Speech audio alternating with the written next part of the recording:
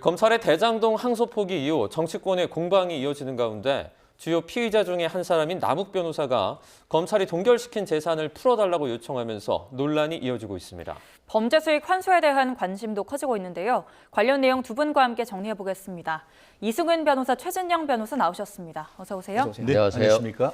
자, 먼저 대장동 개발 비리 민간업자 중에 한 사람입니다. 남욱 변호사가 이제 본인의 재산 동결된 걸 풀어달라고 이렇게 말을 했는데 이 내용부터 좀 자세히 설명을 좀 해주시죠. 네.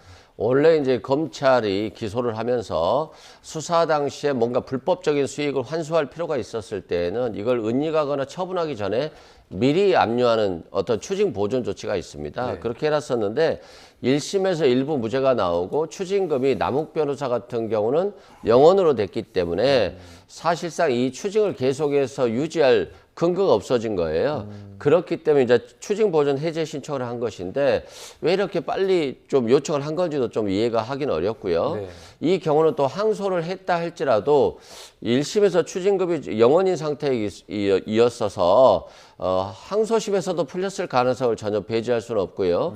앞으로 성남시에서 계속적으로 지금 민사소송을 제기한 지 한 2021년부터 제기를 한 상태거든요. 네. 그래서 이 추징 보전금에 대해서 법률적으로 준비가 되어 있다라고 한다면 또 가압류를 신청하면 가압류를 받아들일 가능성은 상당히 높아 보입니다. 네, 말씀해 주신 것처럼 남욱 변호사는 1심 판결에서 추징금을 선고받지 않았거든요. 그럼 검찰이 이제 항소 포기 결정을 내리면서 이 동결 재산을 그럼 풀어줘야 하는 상황인 거죠? 달리 방법이 있습니까? 그렇기 때문에 지금 현재 상황 같은 경우에는 범죄자를 위한 정의를 범죄자한테 어떻게 보면 뭐 얼마 전에 중요한 영화 스타 이즈 본, 스타 탄생이라고 했는데 이재명 들어서 두 명의 재벌이 탄생시킨 거 아니겠습니까? 한 명이 김만배고 한 명이 지금 남욱 아닙니까? 김만배 같은 경우에 지금 6,700억, 남욱 같은 경우에는 1,010억 정도의 지금 그 혜택을 사실상 보는 거나 마찬가지인데요. 말씀드린 것처럼 모든 국법상 해는 법적 근거가 있어야 됩니다. 그런데 지금 그 1,000억 원 내지 6,000억 합쳐가지고 7,000억이 넘는 것을 추징 보전을 요청을 했고 실제로 2022년에 법원 같은 경우에는 전체적으로 2,070억 정도의 남욱, 김만배 등에 대한 재산을 묶어뒀습니다. 그런데 1심 같은 경우에는 428억, 400억대의 돈에 대해서만 유죄를 인정을 하고 나머지에 대해서는 무죄를 선고를 했습니다. 그런데 그 부분에 대해서 항소를 하지 않고 사실상 항소 포기를 해본 결과 결국 1심에서 지금 전체적으로 지금 청구를 했는 것은 6,700억 정도로 그 추징 보전을 청구를 했는데 실제로 찾아서 묶은 그 돈은 2,070억 정도 된다고 하는데 네. 그 중에서 400억 정도 뺀 그러니까 1,600 내지 700억 정도 되는 돈은 그냥 지금 당장 돌려줘야 되는 겁니다. 법적 근거로 묶어놓을 근거가 전혀 없어져 버린 것이죠. 그러니까 어떻게 됐죠? 확정되자마자 지금 남욱 같은 경우에는 변호사입니다. 네. 그러니까 묻지도 따지지도 않고 돌리도 만약에 거꾸로 돌려두지 않으면은 네. 국가 배상 청구를 한다라고 하는데 국가 배상은 어떻습니까? 공무원이 고의나 과실에 의한 위법 행위로 뭔가를 하지 않는 부작위에 의한 불법 행위가 성립된다고 볼 가능성이 큽니다. 결국은 뭡니까?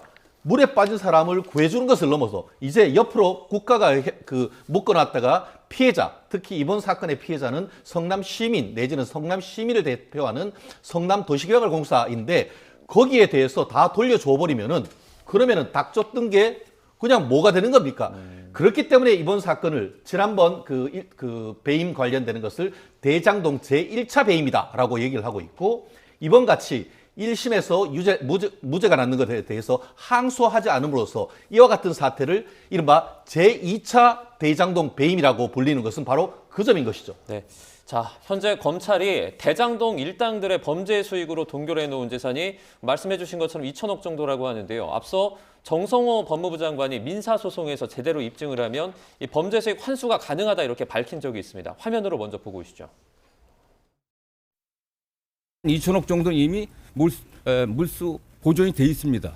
민사소송에서 관련들을 입증 제대로 하게 되면 좀 받을 수 있는 겁니다. 자, 그러니까 뭐 성남시라든지 성남도시개발공사라든지 민사를 통해서 받을 수 있다 이런 식으로 좀 표현을 한 것 같아요. 받을 수는 있죠. 근데 네. 이제 입증의 문제인 것이고요.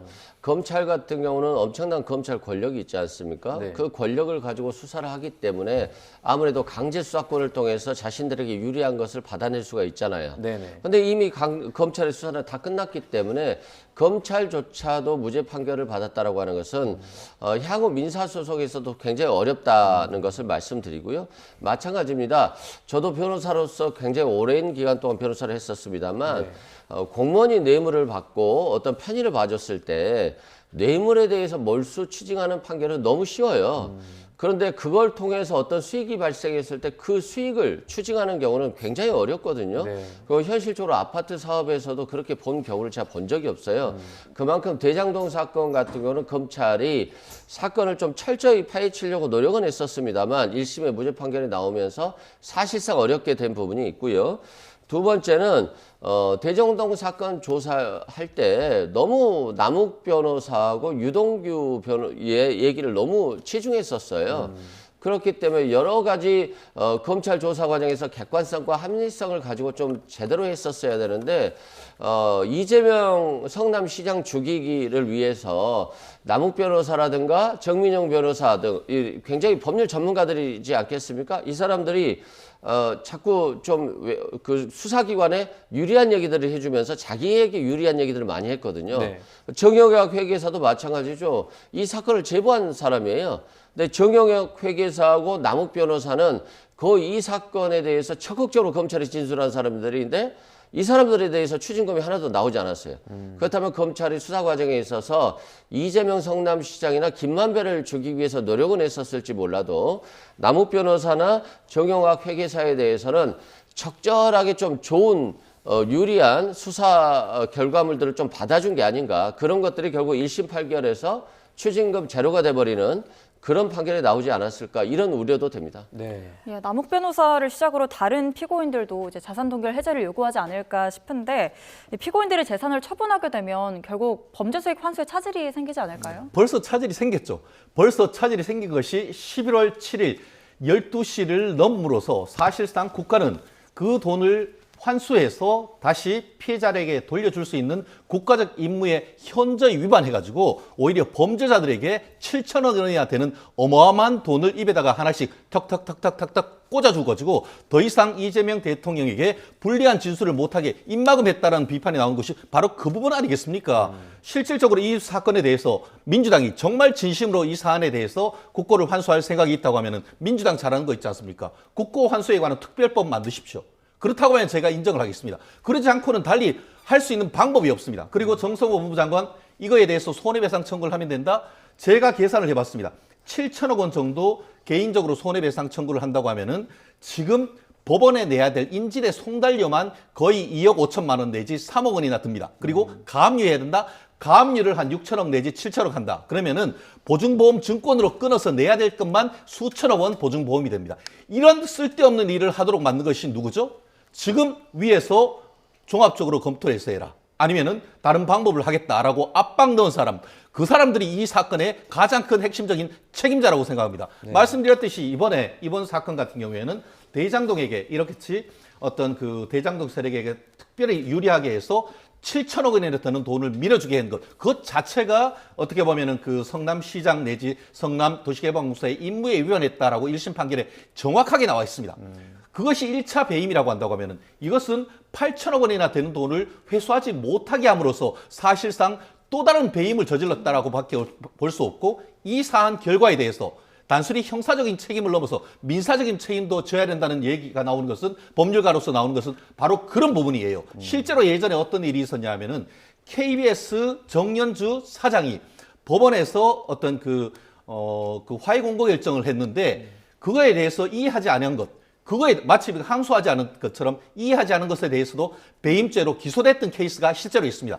최종적으로는 무죄가 나왔습니다만 그때도 이와 같이 어떤 법원의 결정에 대해서 이해하지 않음으로써 KBS에서 손해를 입혔다라고 해서 실제로 기소된 케이스가 있다라고 한다고 하면은 도대체 이것은 국기를 흔든 그런 사건에 대해서 면죄부를 준 것을 넘어서 이제는 7천억 원이나 넘는 현금 부자를 재벌을 만든 것에 대해서는 도대체 누가 책임져야 되는 것이죠? 국민들이 묻고 있습니다. 조금 전에 뭐 말씀해 주셨는데 그 국고환수나 아니면 손해배상이나 이런 것들을 할 수 있는 뭐 특별법이나 이런 건 좀 현실적으로 가능합니까? 아니, 대한민국의 기본적인 법치주의를 잘 모르시는 것 같아요. 어떤 범죄자가 있으면 그 범죄자를 위해서 국가가 법을 하나 만듭니까? 예를 들어서 친일재산 환수법 있잖아요. 친일재산들의 재산을 환수하기 위해서 특별법을 만들 수는 있죠. 네네. 전두환 뭐 특별법을 만들 수는 있어요. 근데 개인 범죄에 대해서 국회가 법을 만드는 거 본 적이 있습니까? 저는 한 번도 본 적이 없어요. 그것 많으면 현행법에 의해서 처벌되지 못하거나 현행법에 의해서 환수되지 못하면 그건 법의 공백이 있는 겁니다. 그 법의 공백을 바꿔서 앞으로의 어떤 그런 문제점을 없애야 되는 것이지 그냥 김만배 싫고 뭐 이재명 대통령 프레임 만들려고 그렇게 법 만들자고 하면 코미디 같은 얘기잖아요. 그건 말이 안 된다. 대기업 회장이 뇌물 주고 뭐 수익을 얻었으니까 그 회장 특별법 만들자는 거하고 똑같은 겁니다. 그래서 법치주의와는 전혀 맞지 않는다라고 생각되고요. 과거에 KBS 사장에 정현주 사장이 있었습니다. 그 정현주 사장이 법원에서 화해 공고 결정을 내려요. 이 정도 금액이면 세금을 내고 나머지는 안 내는 게 좋겠다라고 화해 공고 결정 내려서 정현주 사장이 그걸 받아들였어요. 그랬더니 검찰이 이거 업무상 배임이다라고 기소한 사건이에요. 무죄 나왔습니다. 아니 KBS도 국민의 세금으로 가는 것이고 국세청에서도 세금 받는 거 아니겠습니까? 근데 국세청에 일부 세금만 내고 일부는 감면받는 조건으로 적절히 법원의 화해공고 결정을 받아들였다고 해서 기소했어요. 무리한 기소거든요. 그래서 무죄 나왔던 것이고요. 우리가 냉정할 필요가 있는 게 대한민국의 아파트 지면서 엄청나게 많은 수익을 얻기도 하고요. 또 지금같이 경기가 안 좋으면 엄청난 적자를 받기도 합니다. 그리고 그 뇌물과 관련한 사건들은 엄청나게 많았어요. 그러면 엄중하게 처벌해야죠. 뇌물 받은 사람들 엄하게 처벌해야 되는 건 맞습니다. 그런데 마치 아파트를 건설해서 7천억을 얻었더니 그 7천억이 다 범죄 수익이니까 다 뺏어야 되는데 봐줬다. 이거 지금 황당한 주장이거든요. 그래서 우리가 잘못한 부분이라든가 또 더 잘해야 되는 부분이 있다라고 하면 지적할 수 있지만 마치 그냥 7천억이 다 범죄 수익에서 다 환수할 수 있는 것처럼 근데 이걸 갖다가 마치 검찰이 항소를 하지 않아서 다 퍼준 것처럼 이렇게 해주는 것도 너무 과장된 얘기다라고 말씀드립니다. 네. 예, 이런 가운데 민주당에서 또 추진하고 있는 배임죄 폐지 내용이 있는데요. 이 부분도 좀 보겠습니다. 민주당은 이제 상법상뿐 아니라 형법상 배임죄도 완전히 폐지하겠다는 건데 그러면서 배임죄 유형화 이야기를 했거든요. 이게 어떤 내용인가요? 저도 어떻게 보면 그 대형 로펌에서 그 배임죄 관련되는 사건도 많이 봤습니다. 그에 대한 문제점은 충분히 인식을 하고 있습니다. 그렇기 때문에 현재 있는 상태에서 예전보다 배임죄의 폭을 대법원이 판결로서 굉장히 축소를 해놨습니다.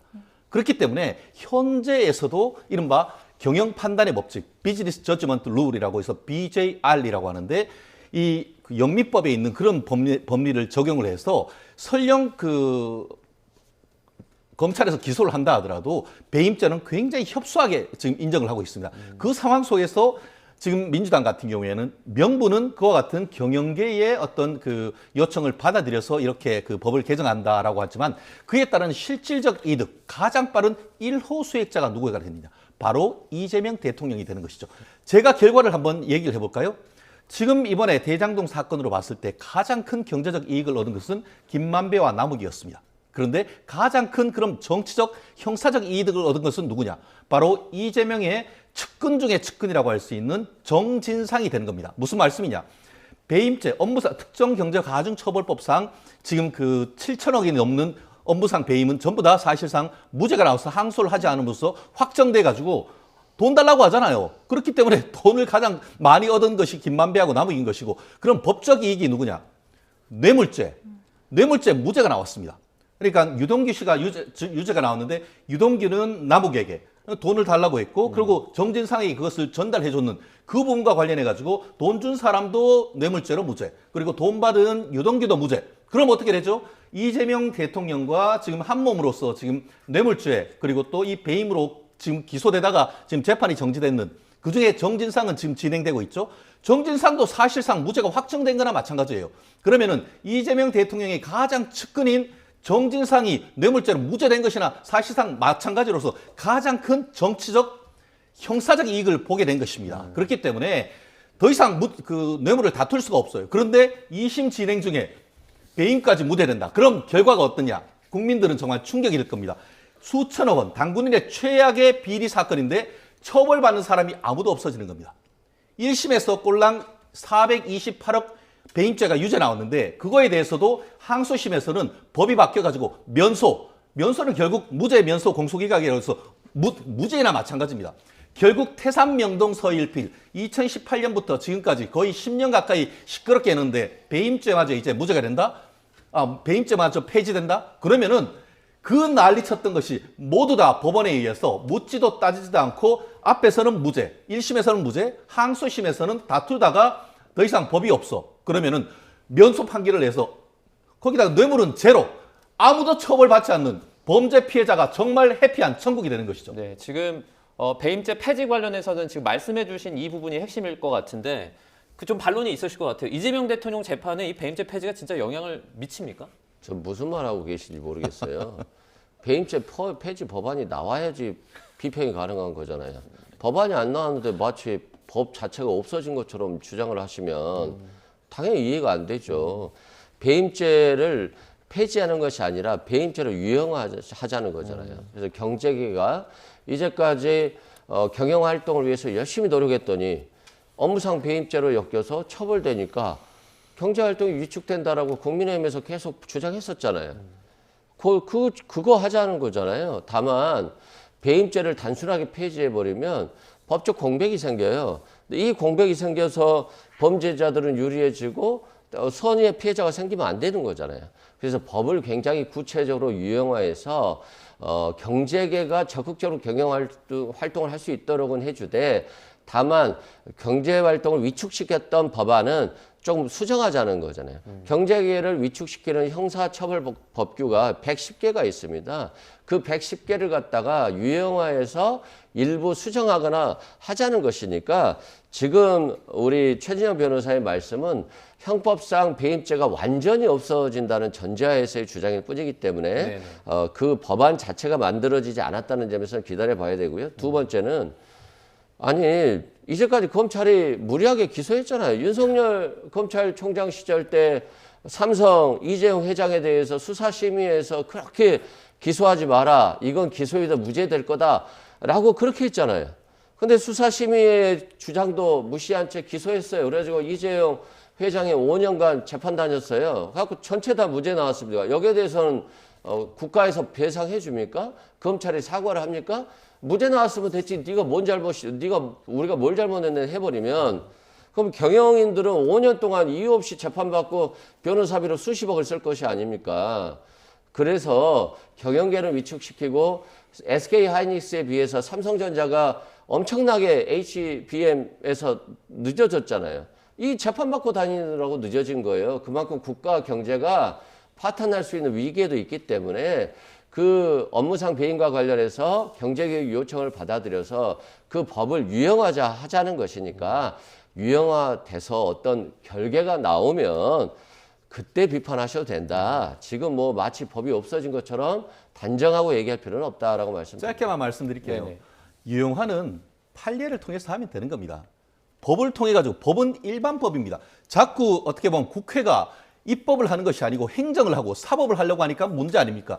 제가 왜 문제라고 합니까? 이재명 대통령에 대한 방탄법만 만드는 거 아닙니까? 이재명 대통령에 대해서 공선법 위반이 문제가 되니까 그 해당 조항 없애버리자고 하고 이재명 대통령에 대해서 배임죄가 문제되니까 그거 없애버리자고 하고 이재명 대통령에 대해서 파기환송하니까 이젠 대법원장, 대법관 2배로 늘려버리자고 그럼에도 불구하고 대법원이 불안불안하다. 그러면 어떻게 하냐? 재판 4심으로 만들어가서 헌법재판소 가지고 헌법 소원하자고 하는 다 보면은 그 많은 수십 개, 수백 개의 법이 있고 한데 하필이면 그 많은 법들 중에 어떻게 이재명 대통령과 관련된 법에 대해서만 관련되는 재판에 대해서만 그렇게 하려고 하죠? 저희는 그렇기 때문에 이 부분에 대해서 손 떼시라. 정말 열심히 지금 이재명 대통령 경제 살리려고 하시는 거 아십니다. 그럼 그것대로 그거 하셔요. 그런데 왜 자꾸 사법부에 감나라 변하라. 조금 전에도 뭐 이재용 그 삼성전자 부회장에 대해서 기소를 하라 마라 해서 고소했다고 하는데 예, 회장에 대해서 하라는데 왜 그러면은 지금 이 사건에 대해서 그렇게 위에서 해서 항소를 포기시키게 되죠? 그렇게 해서 왜 7천억, 8천억이나 되는 돈을 범죄자에게 재벌을 만들어 주는 것이죠? 국민들은 그것에 대해서 질문하는 것이죠. 그 방금 자꾸 제 말을 안 들으시는데 판례로 해결하면 된다. 왜 법으로 하냐고 그러는데 판례로 해결하니까 억울한 사람들 5년 동안 재판받게 하고 있잖아요. 무죄 나오면 국가배상도 안 해주는데 그래서 법으로 바꿔서 검찰이 무리하게 기소해서 경영계를 위축시키는 것을 막자 이런 것이고 자꾸 국민의힘에서 부추기시는 것 같아요. 공직선거법 개정하라고 그러고 형법상 배임죄 폐지하라고 이렇게 부추기시는 것 같아요. 아니 국민의 의사를 따라가면서 국회가 법을 개정하는 것이지 국민의 의사와 무관하게 가면요 역풍을 맞습니다. 그래서 너무 하지 마라 하니까 마치 하기를 원하는 것 같아요. 그래서 어떻게 역풍 맞아서 좀 지지율 좀 회복하고 싶을지 모르는데 너무 정치적으로 그냥 그렇게 공격하는 것들은 그렇게 적절해 보이지는 않습니다. 네, 이 내용은 여기까지 좀 얘기를 하고요. 네. 저희가 이번엔 그 대장동 사건 항소 포기 이후에 민주당이 검찰 내부를 좀 겨냥하고 있는 모양새입니다. 검사들도 이제 뭐 일반 공무원처럼 파면이 가능하도록 이렇게 개정을 하자라는 건데 이 부분은 좀 어떻게 보세요? 이제는 뭐 모든 게 다 이제 뜻대로 할 수 있으니 헌법 개정 외에는 모든 걸 다 할 수 있는 것 같습니다. 이거 넘어서는 그 다음부터는 판사들도 탄핵 외에도 내 마음대로 판사하지 않으면은 판사도 그냥 그 법원 조직법에 의해 가지고 그냥 징계할 수 있도록 만들 것이라고 저는 거의 그렇게 예측을 합니다. 결국 뭡니까? 검찰 같은 경우에는 준사법기관입니다. 결국 이번 같은 경우에도 공소유지, 기소가 굉장히 중요하고 그거를 공소청으로 만든다며요. 그렇게 해서 독립적으로 한다며요. 그런데 왜 이것에 대해서 검사가 아닌 법무부 장관, 차관이 이에 대해서 감나라 배나라 합니까? 결국 그것은 정권에게 유리한 것은 어떻게든 해서 관철시키고 정권에 불리한 것은 이제는 지 마음대로 해가지고 결과를 하려고 인사를 통해서 모든 걸 해결하려고 하는 건 아니겠습니까? 지난 이재명 정부 들어서 어떻게 했죠? 실질적으로 지금 검사에 대한 인사에 관한 권한도 검찰총장이 아니고 이제는 그 법무부 장관이 할 수 있도록 다 가지고 와버리고 이제 그것도 모자라가지고 그 공소유지와 관련된 것도 감나라 배나라 하고 뜻대로 하지 않으면 이제 항명이라 하는데 본인들은 명령하지 않았다며요. 그런데 무슨 그 지금 민주당에서는 항명이라고 합니까? 약간 코미디 같은 상황이 벌어지고 있는 것 같은데요. 결국 이제는 준사법기관인 검찰도 없애버린 것을 넘어서 이제는 본인들의 주머니돌, 공깃돌 같이 본인들에게 유리한 것을 관철시킬 수 있는 제도적 수단으로 인사를 쓰는 것. 나아가 이번 같은 경우 어땠습니까? 윤석열 정부 같은 경우에는 작년에 그 예산에 있어가지고 특활비 같은 것들을 요청했지만 너 그거 왜 필요하냐면서 제로로 만들었습니다. 근데 이번 정부 들으니까 어떻게 했죠? 그냥 알토란 같이 다 그대로 챙기고 그래서 검찰에 대한 특활비도 부활시켰는데 이번에 또 검찰청에서 지금 전국 검찰청 중에 14개입니까? 검사장들이 이 부분에 대해서 항소 포기에 대해서 반발을 하니까 뭐라고 하죠? 특활비 거기에는 한 푼도 주지 않는다. 이게 바로 공갈 아니면 뭡니까? 이런 식으로 해서 경찰, 검찰, 공무원 이제는 모든 공무원까지 길들이기 한다는 거, 국민들 눈높이가 무섭지도 않습니까? 아니 그러니까 윤석열 정부 때 좀 그렇게 국민들 무서워했으면 길들여지지 않았을 건데 윤석열 대통령이 시키는 대로 하니까 검찰청이 폐지됨에도 불구하고 검찰 손들어주는 분들이 없잖아요. 폐지한다라고 했으면 과거 같으면 국민들께서 반대를 많이 했겠죠. 근데 검찰 독재를 통해서 검찰이 정치적으로 중립적이고 독립적이고 정의를 위해서 싸운 줄 알았더니 윤석열 대통령이 시키는 대로만 하니까 거기에 대해서 국민들이 굉장히 불쾌했던 겁니다. 그래서 이런 상황이 되는 것이고요.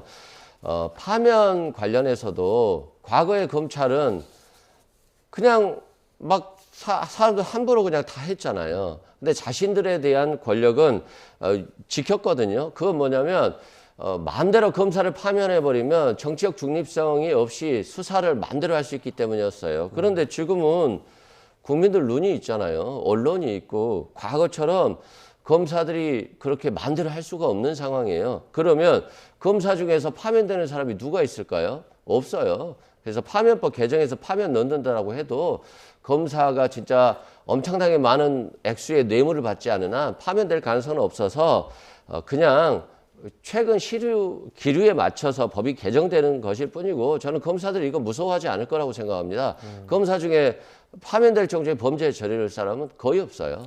네, 그런데 이제 검사 징계가 강화되면 또 정치적인 영향을 받을 수 있다는 지적도 나오거든요. 어떻게 보세요? 그렇기 때문에 이제는 뭐 모든 것이 이재명 대통령을 넘어서 대통령 총통이 됐다는 것은 바로 그건 아니겠습니까?